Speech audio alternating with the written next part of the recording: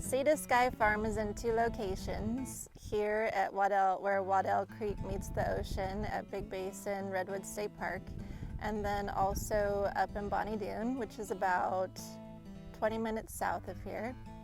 In relation to downtown Santa Cruz, we're about 30 minutes north here at the sea farm, and then Bonnie Doon is up at about 1,600 feet in elevation, so it has its own unique microclimate, very different than here at the Waddle farm. I would say the biggest difference from having a coastal farm versus being inland in the valley is that I'm able to do some dry farm crops like the winter squash and have enough moisture for them to grow and produce well.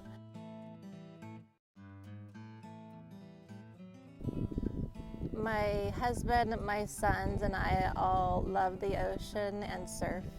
So for us, it was a choice to be in Santa Cruz, mainly to be by the ocean, but also to be in close proximity to my family that farms inland 2 hours. We chose Bonnie Doon as a farm location because we'd been searching for about 7 years for a farm, and when that location opened up, it had all of the unique elements that I was hoping to find. It has some beautiful redwoods, natural springs. There's 2 Native American archaeological sites, which I hope to do some education around that as well. There's a natural pond, and then it's surrounded by forest. So it's a very unique microclimate. The biggest challenge we faced at the Bonnie Doon location when we first started there was the amount of cleanup work that had to be done.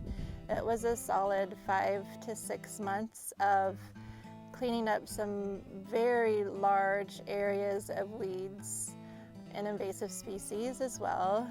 So we basically had to spend a few months weeding and then another couple of months installing a whole new irrigation system.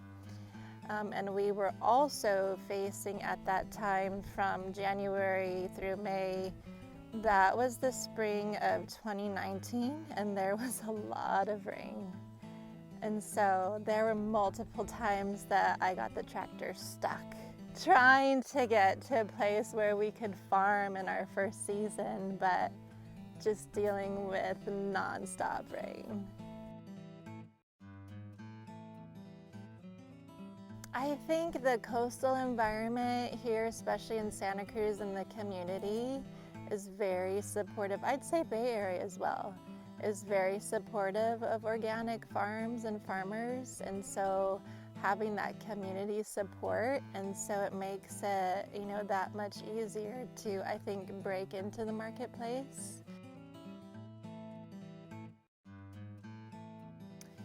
What's most unique, I think, about the 2 locations is the ability to have such a diversified crop list because of the different growing climates that we have. For example, here at the sea farm, we can grow dandelions year-round, lots of root vegetables, different flowers, lots of culinary herbs, whereas at Bonnie Doon, it's a much more extreme climate. So in the winter, quite a bit more rain than here, and in the summer, quite a bit more heat.